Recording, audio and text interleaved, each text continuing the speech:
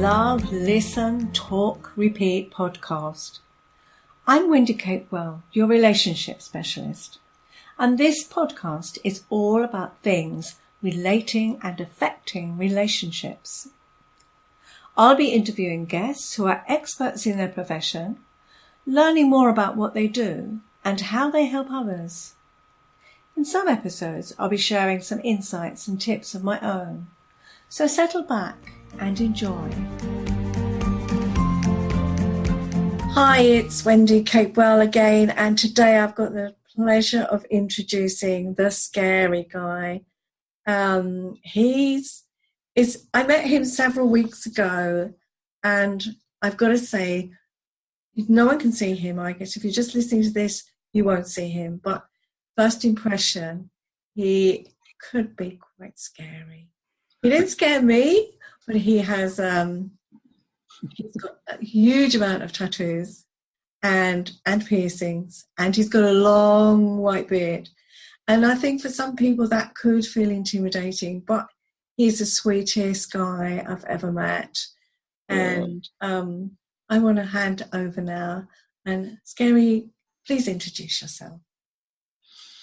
Well, thank you, Wendy, for inviting me to talk to you and share some ideas with you and also meet your audience, because I have to correct you in the introduction. I don't have a whole bunch of tattoos. I only have one. I know you're looking at me like, wait a minute, he's lost his mind. No, I'm tattooed from the top of my head to the top of my toe. But I call it one tattoo, so it's not just a whole bunch of tattoos.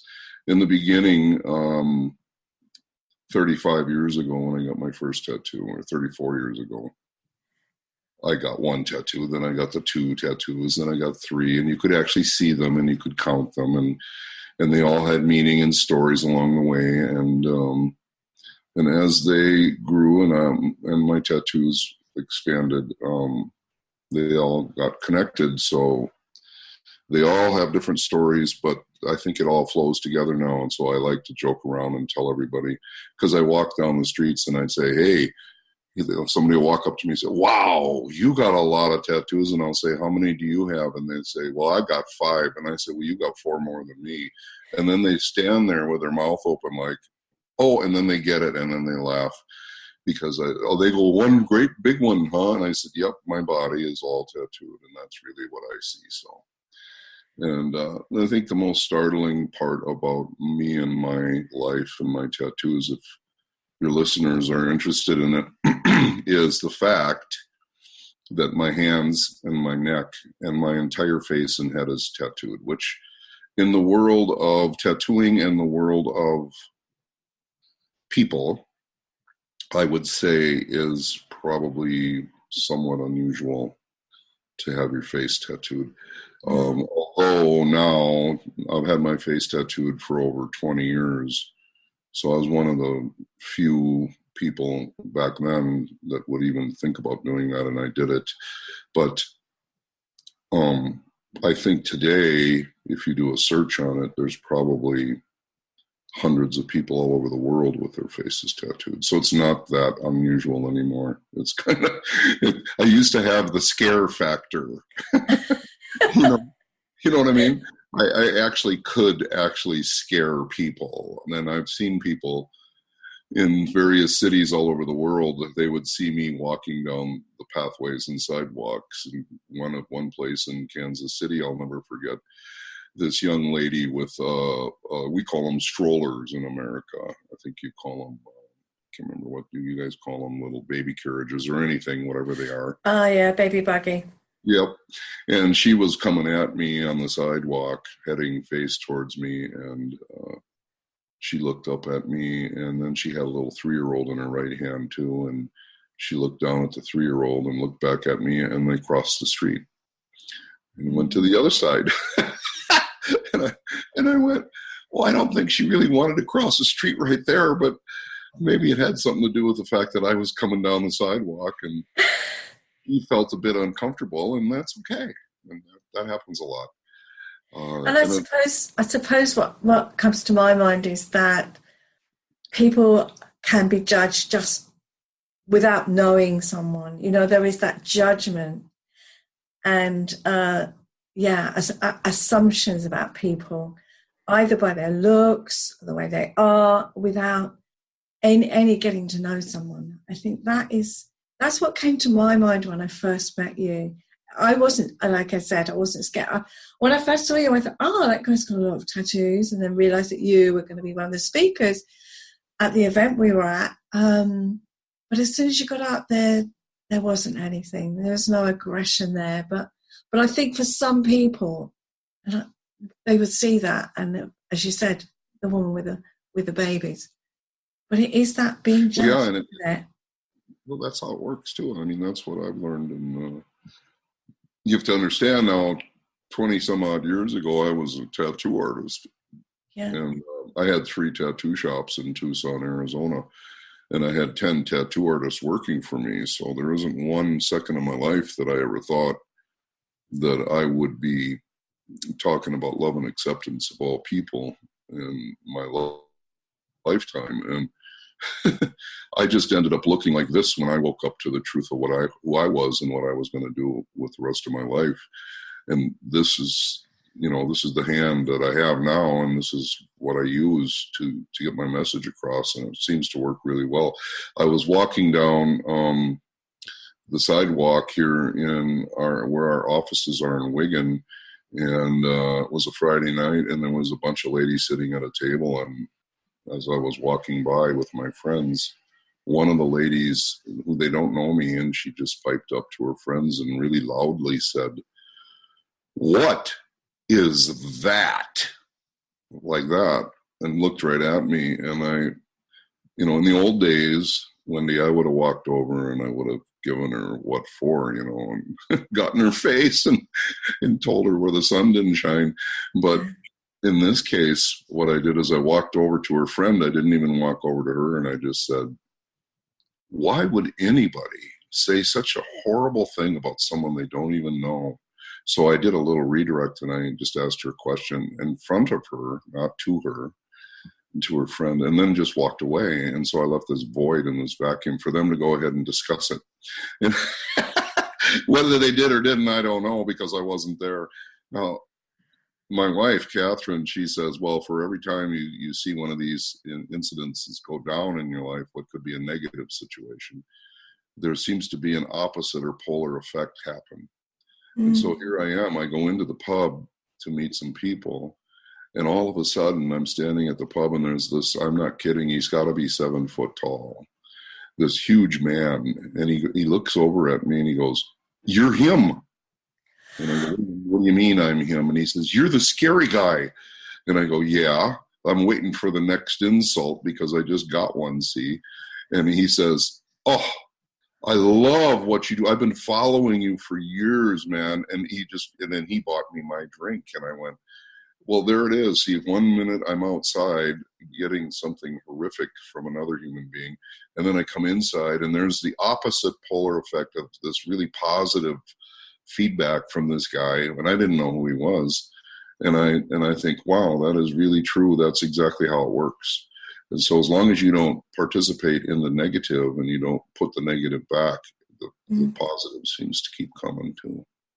Yeah. That's what we do. Yeah, and I think that's a lovely thing to do. And I think so often, as I say, we can judge or make an assumption, and that just creates more negativity. Yeah. And I think there are times when something goes through my head, and I think this is human nature. If, for example, someone doesn't contact me, or they haven't responded to me, I might go through my head, why am I being rejected? Now, that is my stuff from years ago, and I know that it's there, but I could react and respond in the way, right, that's it, I'm not going to talk to them anymore, they've done this, they've done that, and be really negative or be angry or upset about it. But now I know that was my stuff and my past. It's nothing to do with them, and they're busy. So I don't. What I do is I will contact them or respond to them in a kind and gentle way. And usually I get a really good response back. And I think that's what the message is to keep doing, isn't it? Instead of hanging on to our old stuff, is to actually say, well, what's going on here, and not react, respond instead. Yeah. And I'm an expert reactor. I mean, I hate to say that. I'm on, your whole show and your whole blog and your whole premise is about relationships and things. And I'm an expert in reacting to people, and especially women, because I'm my fourth wife. So if you look at me as a model, I've learned over the years how not to react anymore. I mean, I had to, or I'd be on my eighth wife by now. It's like crazy stuff. So I've had to learn. The first 43 years of my life, I was reacting to everybody and everything they ever said and did. And, right. Now, of course, I've learned that that's really negative, and I've become part of the flow.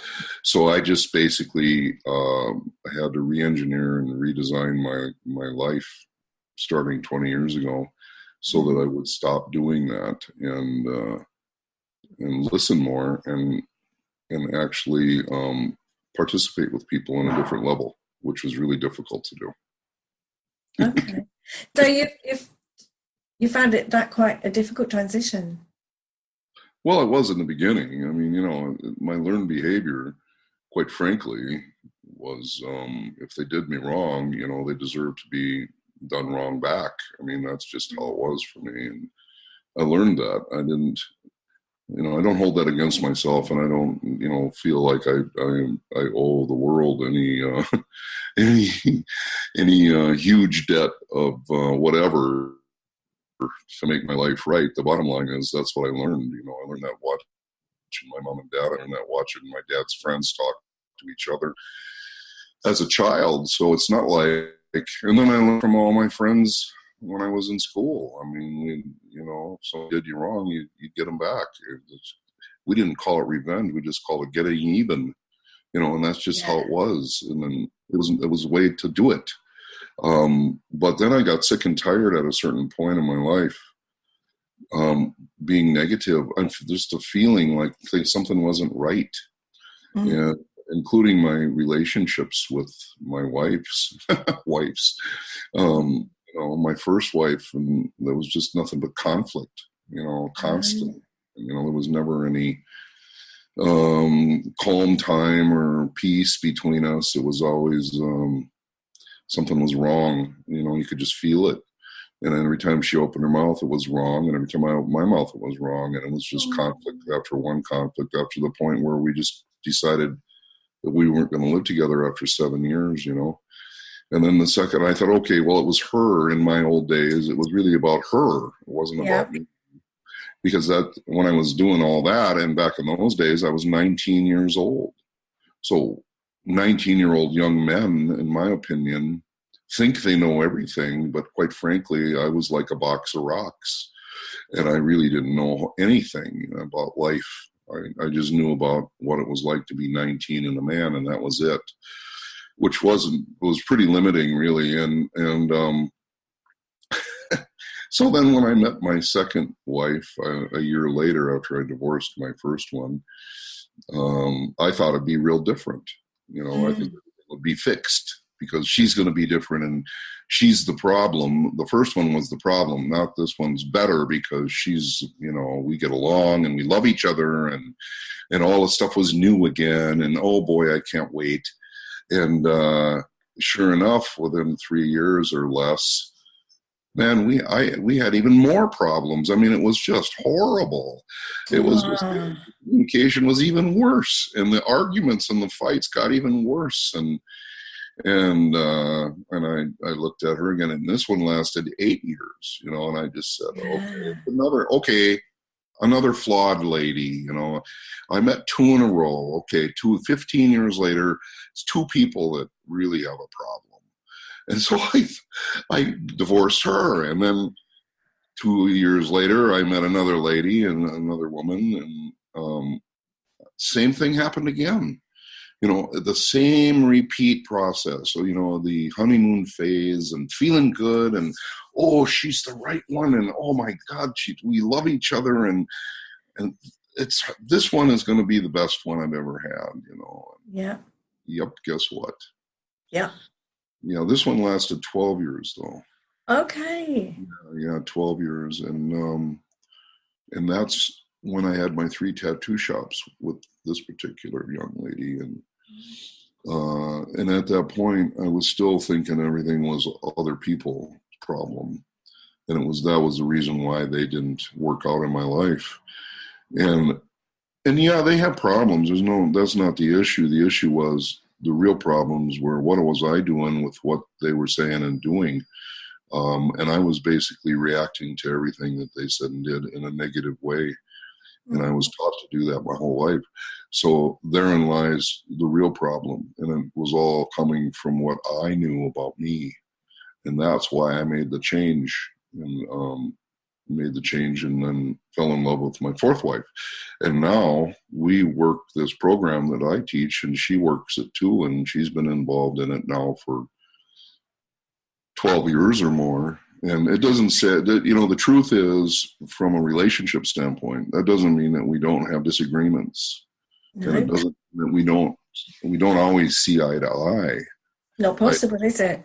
Yeah, I don't think that's reality. I think reality is we're all different, and we all have different perspectives, and we all have different ideas, and that's all okay. The problem becomes when you start to personalize the differences, and you start to generalize and categorize and stereotype, and then you throw frustration and anger, and maybe you don't feel listened to, and all these other things happen that throw on all these different dynamics, and then it starts to fall apart again. So now I do the best I can every day not to be involved in any of that really horrific negative stuff. And it's something you got to work at. It's not instant pudding, and it's not something that you're born to understand how to do. I mean, I'm 64 now. I jokingly say, boy, I wish I would have known what I know now when I was 19, but that's ludicrous. It's just not going to be true. The truth is, when you're 19, you're trying to figure all this stuff out, and it's called a journey, and that's your life. And so you learn from your life's experiences. And so here I am. Yeah. I think what you said resounded so much. I mean, not just with myself, definitely. But also, I think with the clients that I work with, it's the same thing. Well, it's not me, it's them. Mm-hmm. And I think this disposable society we're in, that didn't work, so we get a new, better model. Yeah. And then we do it with relationships, and it's just that fact of pointing it to the other person. So, well, there's nothing wrong with me. You need to fix them, but they're just not recognizing the part that they're playing in it. And to say to somebody, especially where they've parted, when someone's come out of a really nasty situation with a relationship, ask them the question, well, what part did you play in that? And that can be quite a tough question to be asked. Well, a lot of people don't like it. No, nobody wants to really look in the mirror. I mean, everybody wants to look outside themselves for the solutions. And that's what I always say in a lot of my talks. I say, do you think you'll see world peace in your lifetime? I ask people a question out loud. And I have to be truthful with you and say 99.9% of the human race that I ask that question of will say no, they automatically will not see world peace in their lifetime. And I even did a talk once where I asked the audience one at a time, and I went around the room, and they all said no to me. And I said, well, then you all must be experts, because you're pretty certain that you won't see it. So you must be an expert in the field of world peace. So I turned the tables on them a little bit, and then I said, okay, well, since you're an expert, let me ask you the next question. I said, where do you think world peace begins? And then one of them has the courage to raise their hand and say, well, it begins inside of us, inside of each of us. And I went, well, that's absolutely correct. I said, world peace is a process of creation, not a thing you wait for, and it's not outside of us, it's in the inside of us. So each and every one of us are responsible for creating our own world peace. And this is the definition of world. It's in your mind, it's your brain. It's not out there. Yes, it is the earth, and we live on it, and we get a time on this planet, but we don't own it. And the truth is, the only thing I have any power and control over is my little earth inside of my head. And that's where I can create my world peace. And so now I said, all we have to do is redefine world. And they go, oh, and I said, so now we have to figure out how we're going to walk in the world peace every day. From the moment you wake up to the moment you go to sleep at night, you are responsible for creating your own world peace. So if you think it's out there, like the government or your friends or your wife or your husband or your brothers and moms and dads or whoever, the school is responsible for making you feel a certain way, it's never going to happen for you. Never. And you're going to be unhappy for a long time. So I talk about that whole process of creating world peace, and it's redefining the term world. And people then go, well, I don't know if I really want to do that. That means I got to look at myself. I said, yeah, that's the work. The work is inside of you, not getting all those people to conform so you feel good. And then they go, okay, some of them disappear. And that's okay. Yeah. Disappearing is a good act. Yeah, as you so rightly said, some people, it's so much easier to blame everybody else. Oh, gosh. And having to take responsibility for the way they're responding is, yeah, well, for any of us could be a really tough one. Yeah. That's how I live my life, 43 years, waiting for everybody else to make it better. And then when they didn't, when they didn't make it better, then they were bad people.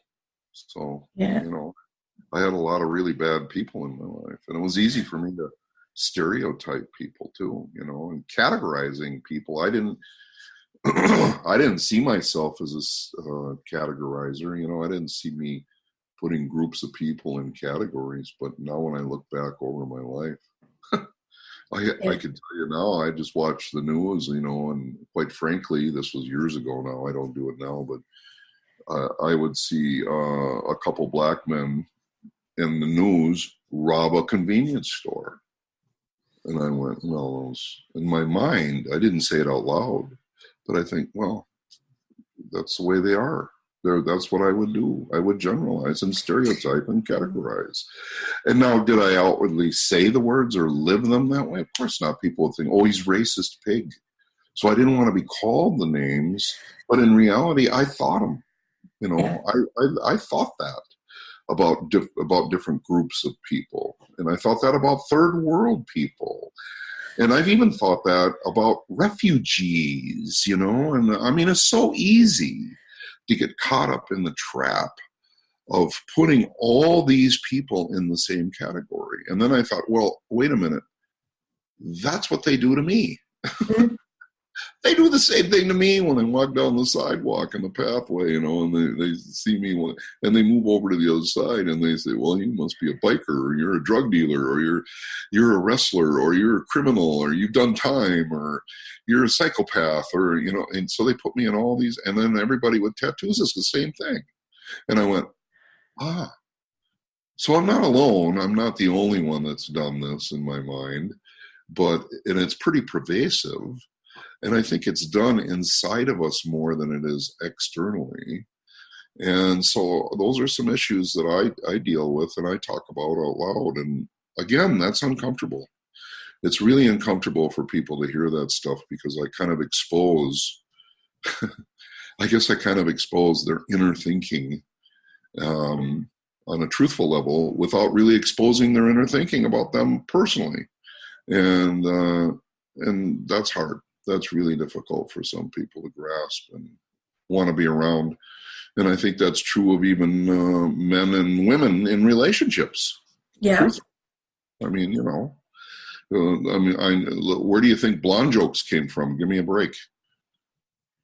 I don't know where they came from, but it is just a fact that the blonde jokes were there. Yeah. And I'm not saying that to be silly or goofy, but it is true, right. Isn't it? Everybody thinks it's okay to tell a blonde joke. And then did it start with somebody like Marilyn Monroe? Because, that era of movie stars, because they could be kind of seen as a bit ditzy. I don't know. Well, that's the thing. She seemed, that's what she portrayed. She seemed like she was on drugs all the time. Yeah. And in reality, that might have been just her personality. But there was a judgment made on her. Of course, because of the way she spoke and the way her talk, and then all of a sudden, well, she must be the dumb blonde, and then the blonde jokes came, and then every other blonde that you would meet, you would think of that, and then that one's the same. And the truth is, it's so pervasive and it's so powerful, I think, and it's so real, and it happens all the time, and it's wrong. And but I have all that thinking. I have 43 years of learned behavior, and I like to say, when I woke up to the truth of who I was pretty hardwired. Now, what that means is, so you understand what that means is, and you probably already know what this means, but in my brain, because of my learned behavior, the communication between the cells had a pathway, and that pathway was to always think that way, you see. So all this would go down that path, whether I wanted it to or not. Even if I thought it was wrong, I would still be going down that same pathway in my mind. And so what I call that hard wiring. And the one of the most difficult things for me to do was to break those patterns and that flow and rewire my thinking so I wouldn't automatically go down that dumb blonde pathway, or that all black people are robbers pathway, or whatever pathway I had formulated and learned and cemented in my brain cells. I had to rewire them all, and came up with a way to do that, and that's what we teach. And I think the interesting thing is that trying to do that is scary, and I think that is so fitting with your name, the Scary Guy, because you're encouraging people to take something that is scary for them and transform it. Well, it actually is right on the money. People say, well, why the scary guy? And I said, well, it's got a couple meanings. Number one, the scary guy represents my old life.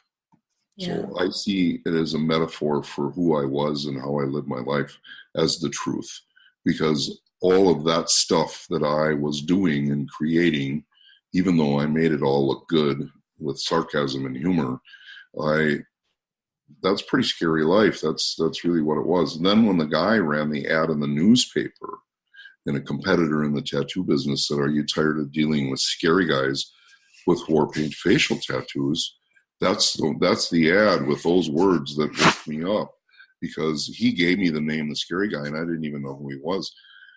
So it represents my past life, and I took it on as a reality. And I said, okay, well, I'm going to change my life, and in order for me to do that, I've got to tell the people the truth about who I really was and why I was the way I was. And then you're absolutely correct when you say looking in the mirror and having to confront your own life and your own truths from the inside out. Yeah, it's really scary, in a relationship, and this as well as I do. Probably more than I do, because you deal with relationships full time, and that is, you'll hear the partners, the first words out of their mouth is always about the other person, and they're always going to want to tell you the story about what they did to to the other one, and this person, and you'll stop them in mid-sentence and say, well, I hear what you're saying, but really I want to know about you and how you feel and how you got that way and how you are creating this inside of you. What's going on inside of you that would cause you? And now they have to stop. And that's the scary piece, because now they got to look at themselves and what they're doing with what they're hearing and what the other person said and did versus what the other person is and did. And that is so hard to do for people. They don't want to do it. I'd rather run and get a new woman there. How's that? Yeah. And I think I'm just thinking about myself, and I've done a lot of work on myself over the years. But there are times, Scary, when I've actually sat and remembered the way I've behaved in the past, and I felt completely embarrassed and ashamed. And facing up to that that's really hard. Well, yeah, I've studied. I didn't really study it in depth, but because I deal with so many people that are drug addicted and alcoholics and all kinds of other addictions. I had some support methodology behind some of these issues. And one was the 12 steps or the AA program or the Narcotics Anonymous program. And one of the steps is obviously admitting you've got a problem, that you're powerless with this, and that you're not in control of it. And then the other one is making amends for the things that you've done to hurt other people. And that one comes right forward to me. It's like, you mean I got to search out 43 years of people that I think I probably said something really horrible to and said and did things to hurt people? No, I don't think that's the case. But in reality, you've got to figure out how to make those amends inside your soul and your mind so that you can release that. Because the last thing you want to do is live in a really negative cycle of hurting yourself over that. You've got to release that stuff. Is important. Yeah.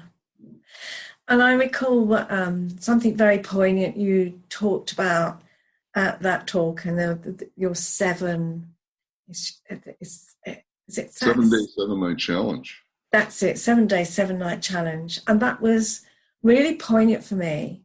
And I've been practicing. And I remember your words. So I'd love you to say what you said, how long you've been practicing. Well, first of all, let me put everybody on the 7-day, 7-night challenge. Yeah, do. Okay, sorry, for 7 days, 7 nights, don't say one negative word about another human on the planet. And for 7 days and 7 nights, don't call another person a name other than their own. Now, that sounds pretty simple, because I say 7 days and 7 nights, you can't say anything negative, and for 7 days, 7 nights, don't call anybody a name. So that's pretty simple. I can do that. Yeah. And they all think that's about being a good person. And I say, well, that's a benefit, but that's not the mission. The mission is, I want to know, what are you doing with what you're hearing? That's the trick. So when you shut your mouth and you don't participate in the negative and you don't let it come out of your mouth, you have to start looking at yourself. And when you start looking at yourself, I want to know what you're doing with what you hear that's negative inside your mind. So that is the task. And you want to get 7 of those days and nights in a row. And I said 7 for a reason, because on the 8th day, I wanted to know, back when I started 20 years ago or more, I wanted to know that there was a way out so I could go back to my old ways. Believe it or not. I think that's hilarious when I think about it. Oh yeah, I'm really kind of dysfunctional, and I'm really kind of out of control, and I just figured that out. But I want to see if I can change my life. But then I'm only going to change my life for a certain period of time so I can go back to my old ways, which I know and I'm comfortable with there. That's what I did it for. I did it like that. But here's the thing. I've been on the 7-day, 7-night challenge now for over 20 years. And it's taken me many years to not have a reactionary mind, because I was so reactionary.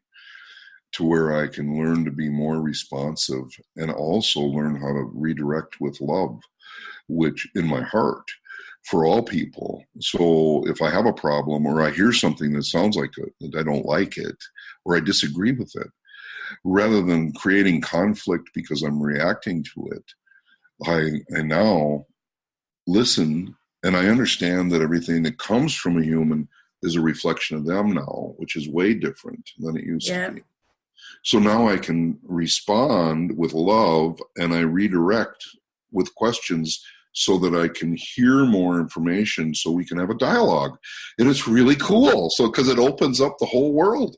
And it's just like, whoa. Now, do I sometimes have, I call it jokingly, stinking thinking, where every now and then I have old brain waves going, hey, wait a minute, you got to get that guy because he did this and he said that. And sure, I do have it. I do have it. I have it sometimes even with my wife. It's because I've got so much 43 years of that way. And that's a lot of brain waves going through there going, hey, man, you got to hate those people. And, hey, man, it's easier to do it that way. And, hey, man, it's so simple just to blow them off and be negative. And it's so hard sometimes to do the right thing to help people or help yourself. It's really difficult sometimes. But I always say, okay, if it's tough, then it's got to be right. There. Yeah. Yeah, and I think you're so right that the 7 days speaking in that way, that that talking, not saying bad things, but it's when you get into yourself, that's the soul searching. Why do I feel like that? What's going on for me? Why have I got that opinion? Why do I want to react that way? As I say, that's the part that I've paid more attention to since you talked about that, because I thought that's really powerful. I gave you the way out though, because I said on the 8th day, you can go back to your old behavior. I say that out loud, and then I say, something's going to happen, and I'm not going to tell you what it is. So you're going to have to tell me what you discover about yourself, not what you discover about other people. And so then I get emails from people telling me, well, I just figured this out about it. This is how it felt. And I've got people in the teaching profession that have been on the 7-day, 7-night challenge for like 8 or 9 years because they can't get 7 in a row. So somewhere along the way, because they restart, I tell them, if you don't fail, I said, there's no failing the challenge. And I said, in fact, if you make a mistake, that's really huge. That's a huge monumental transition. And they go, well, but I didn't do it. And I said, yes, you did. Because here's why. You're aware of something you were completely unaware of before. And they go, well, I never thought of it like that. I said, that's what it is. I said, becoming aware of yourself on the inside is huge. So mistakes are great because you can become aware of it. And then you start over and you do better the next time. So you get 7 in a row. Well, I got teachers that have been for 8 years and they still haven't got 7 days in a row. But can you imagine the transition that they've made even going that long? And so they haven't done 7 in a row, but that's a lot of days where they've worked on themselves and they don't even realize that's what it is, which is really cool. So try the challenge. I would say don't worry about failing and don't worry about making it. Just do it. And then when you make it. Yeah, I think that's a really lovely challenge. I really love it. And I have been practicing it and I just think, okay, why did I feel like that? What was going on for me? And I think sometimes for me, and I recognize it in others too, sometimes it's fear. Yeah.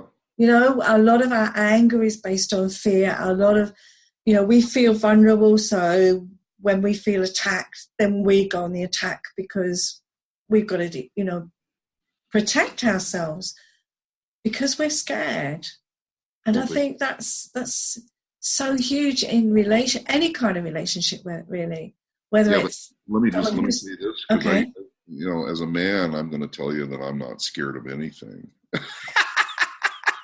I think that's the biggest flaw in male thinking. Now, here I am stereotyping and generalizing, all men are tough and all men are fearless, and the truth is, however, I can tell you one thing. I really, really, in my old days, I really, really liked anger. But when I was a young man, I mean, I think I was addicted to anger because but I didn't see myself as addicted to anger. I didn't, I just had it because every time I felt angry, it was the only time I felt like I was in control of anything. I was in control of everything. But I didn't use it to be in control. I didn't realize that's what it was, but it felt really powerful for me as a man. And I thought, oh, that's how you are as a man, see? Because that's how I saw my dad. I saw when my dad was really, really in charge of things, he was always really angry at stuff. And he was just, and he was and things would get done. And I went, okay, I could do that. That's easy. I can feel that and the power of that. But it was exactly really hardcore awakening for me because the peace after anger that I experience and that I see people experience is an act of violence. Mm-hmm. And so, but I didn't see myself doing that either. I just saw the anger as being something that was powerful and in control. And so in my research, I found that a lot of men really like being angry. They don't admit it. A lot of them will say they're not yet, which is kind of weird. And then they'll have it, and then they'll justify it. And then they usually justify their actions after that, whatever it is. Now, a lot of women, and again, I don't want this to sound like I'm categorizing or stereotyping them because everybody's different, but a lot of women really, quite frankly, when they get angry, it scares the living bejesus out of them. They don't like the feeling of feeling angry. A lot of women tell me when they feel angry, they cry. Yeah. They go right to tears, and sometimes they even feel guilty about it. It doesn't mean they don't commit an act of violence. It just means that to release some of that stress that somebody gave them, they just have an opposite feeling about it. And now maybe not so true today in 2018, because if you look at a lot of teenage young girls out there, and there seems to be a lot of that negative, angry aggression coming from young ladies that look like men.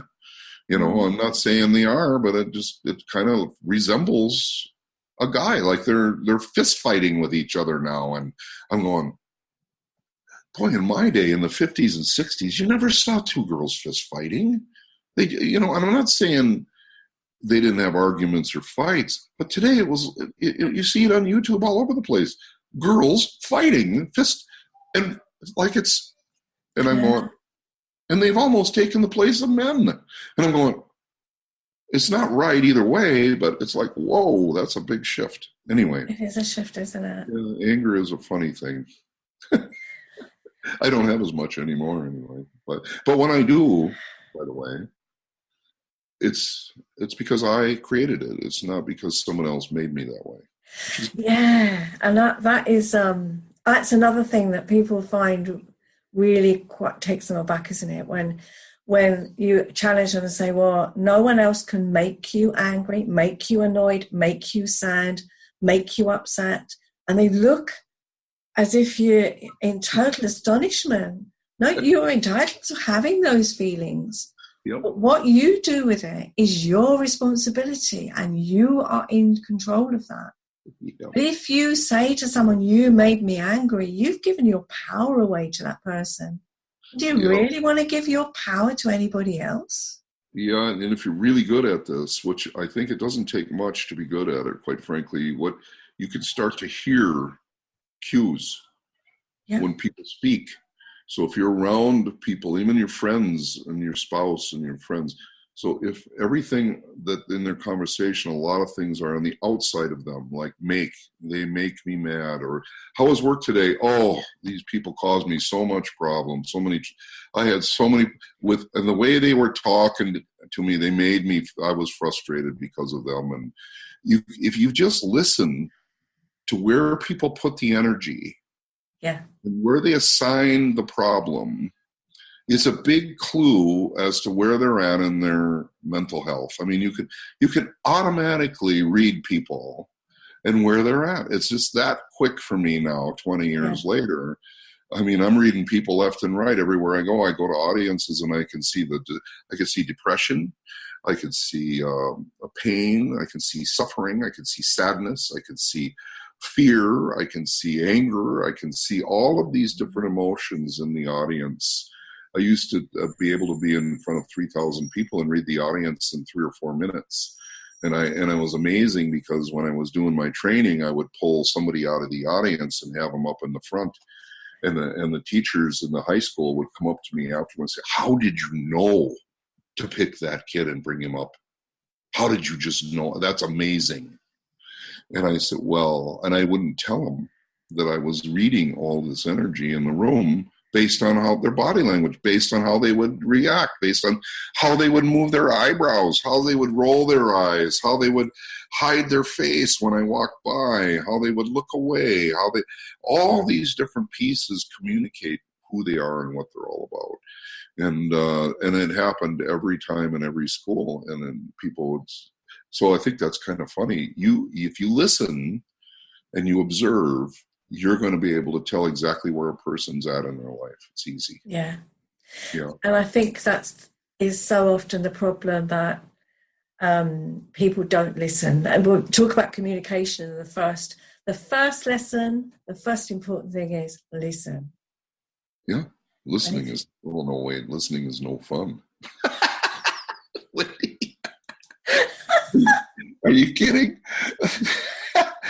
Oh, no, I'm just talking about what it used to be last. Sometimes I got so much I want to say that listening is a pain in the backside. You know what I mean? I'd rather just keep talking. It's easier for me to talk than it is listen. But if you don't listen to somebody else, if you're having a discussion with somebody and you just are putting forward your point of view, you're not respecting them. You're missing huge amounts of what they have to say, and you're not learning about them. I totally agree with you. I'm just telling you how it feels. It feels like, wait a minute, you need to listen to me, not me listen to you, because my stuff is way more important than your stuff. That's how it feels. And I'm not saying it's way off base, but that's how people feel. And I feel the same way sometimes. That's why quite frankly, I like to be able to be invited in to give a talk, because then I can just talk. Because think about it. And people go, well, did you do this for a living? No. I've been a computer salesman. I was a baby portrait photographer, and I was a tattoo artist for many, many years. And I never did any of this. Now I don't do any of that, and all I do is talk. And I listen and talk. And I like talking a lot more than I do listening sometimes. So I'm with you. But I think it really does. You're right. You're laughing at me because it's true. I'm not laughing at you. I'm laughing at the whole situation, because that's what people do. I'm not laughing at you. It's just acknowledging it. Well, I wanted to make that clear, because I'm not laughing at you. I'm laughing at the situation, because that's what people do. Yeah. That's where it all goes wrong, because I've got to tell you where I am. And relationships just fall apart because everybody's fighting to get their point across. Yeah, and I can remember being so frustrated because I felt like nobody really listened to me. And then, then why would I be listening to them? Because I don't have something I want to say and they're not hearing it. So I just clam up. I used to be really silent when I was angry. Sometimes I still go into silent mode. Well, not when I don't feel like I'm being heard. That's me being silent, in case you can't tell. Let me just do it again. Yeah. But in the old days, when I was a kid, I learned how to do that really well because my mom my mom more than my dad, because my mom was a disciplinarian. My dad was a silent, angry man. He never really said anything to us. So my mom, when there was a problem with me or I wouldn't do my homework, she'd put me in a bedroom and shut the door with my books and say, go do your homework. And I couldn't read. And I'd tell her, but Mom, I can't read the books. She thought I was making an excuse for not doing my homework. So I sat in the bedroom for 2 hours with a stack of books. Do you think I read them? No, I sat on the edge of the bed, angry first, and then I pouted and felt sorry for myself for an hour and a half. So for the first half hour, I beat on a pillow because I was frustrated and angry. And then the next 90 minutes, I was silent and into myself and my own sorrow about my life. So I was like, quiet about it. Well, you think 50 years later, I forgot how to do that? No, are you kidding me? Sometimes those memories come back when somebody doesn't listen to me. I go back and I go to my little corner and I sulk and I look down and I feel sorry for myself. And then I go through all these different feelings of anger and frustration and they're just mulling inside my head. And I finally come and I get up and I go, okay, let's try that again. And then I go over it again and I put them first and I listen to what they're doing versus wanting to get these lips moving so I can feel the air rush out of my mouth, because that's what happens. That's crazy, isn't it? No, I think it's your truth and I think it's honesty, and I think it's great that, I think people, when we're talking to people, they don't want to feel that we are on a pedestal, that we are holier than thou. They want to know that we're real people and that we don't always get it right. I think that gives people more hope, doesn't it? Because they connect with us on a human level rather than being talked at and being preached to. I think that doesn't work. And I think, I think the only difference is it's much more in my awareness. I'm more aware. And then a little voice says, you're doing it again. And then I can make choices. Yeah. I can carry on in the same way, or I can stop and I can decide what I want to do instead. That's right. Well, and no one's saying it's easy, because like you say, we're hardwired, and that doesn't make it easy, does it? No, and I get some people in schools and parents, well, not parents, but most of these, most of these academia people in colleges and universities in psychology and in medical field that say to people that teenagers are hardwired and they can't change. And I don't agree with that at all. I think teenagers are soft-wired because they're young and they're soft-wired. Now, do they have some learned behavior that comes from hardwired people? Yeah, they do. And that's probably where they got it anyway. And teenagers, in fact, the younger the kid, 5-year-olds, I like to say, are my best audience because they have imagination. And I'll tell the story, and then I'll stop telling stories. But this one is when I'm in front of, I was in front of 45-year-old. Can you imagine standing in front of 45-year-old kids and trying to give them a lesson? And if you don't have your act together, they're going to eat your lunch. I mean, that's just how the 5-year-olds are. But anyway, I said to the 5-year-olds, I said, let's change the planet. And the 5-year-olds go, really? Where do we sign up, Scary Guy? And they all think I'm sponsored by Crayola crayons. So they don't have any problem with the idea that they have the power to change the planet. And then I'm in front of a bunch of high school kids, maybe they're 16 years old or 17 years old, and I go, let's change the planet. And they all look at me and they go, he's gay. And they'll say it out loud. He's an idiot. He's gay. Look at how gay that is. And everybody's gay. And all of a sudden, when you're in high school, everybody's gay. And I'm thinking, you people throw that word around like it's nothing, like butter. And so then I'm in front of a bunch of adults and in a corporate environment, and I'll say, look at them and I'll say, let's change the planet. Like I'm rah-rah on them, and all the adults will look at me and they'll put their hands and their head in their hands like this and their forehead down. And they'll go, I wonder what drugs he's on. So, So there's this massive transition from a 5-year-old to an adult about the fact that they all have the power to change the planet. 5-year-olds go, let's go. What's holding us up? To adults going, that's impossible and you're on drugs, dude. So I'm thinking somewhere along the way, people are giving each other these wrong messages that that's possible. And I think that all lives on the inside of us. Isn't that interesting? Totally. And that belief that we can't change is, I think that's sad. I'm not saying it's easy to change, but that belief that you can't change. And you used to say, youngsters, they haven't learned all that stuff, I think, which is I've really enjoyed talking to you today. It's been fabulous. We could talk for hours and hours, I'm sure, because you are fascinating. I love it. But I think we're going to have to come to an end now. And I just want to ask you, is there any kind of one thing you want to end by saying, one kind of real thought or idea that you'd like to leave the listeners with, and me?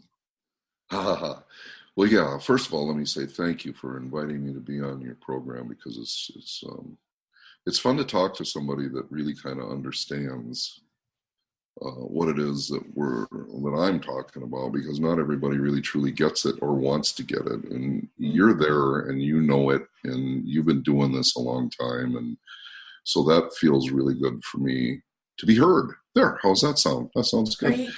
Right. But what I would want to leave everybody with at this point in the end of this program would be, no matter what you see and no matter what you hear, I want you to fully understand that everything that you see and hear from this day forward is created by the individual that speaks. And everything that they create is a reflection of who they are. None of what you see and hear around you belongs to you unless you choose it for you. And you need to see it all, not be it all. And that's the key to your life and making the changes you need to make. And it's not always easy. That's really, I've got goosebumps.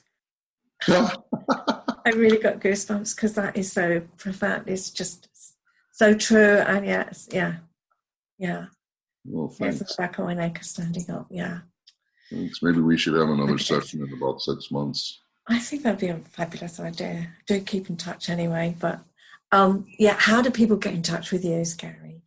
Well, there's a number of ways, but one of the easiest ways, of course, is go to the website. It's thescaryguy.com, and then there's a contact page. You could just fill it out and with your details, or you could email me, scaryguy@thescaryguy.com, and I respond to all my own emails. It's not some magical person in the background acting like me. It's really me. And of course, social media, Facebook and Twitter, I'm all over the place. There's a Wikipedia page. So there's all kinds of ways. And I don't hide any of my contact details on social media. I'm very open and transparent. And I'm not afraid to share my phone numbers. You could call me, text me. It doesn't matter. It's there. Great. And all the details will be in the show notes. But yes, if anyone's just listening, I think it's a really easy way of remembering the Scary Guy.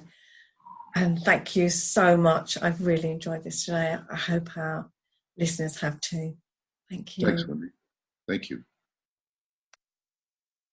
So you can find all the information about this show in the show notes. And you can find lots more on my website, www.yourrelationshipspecialist.co.uk, including the link to my podcasts.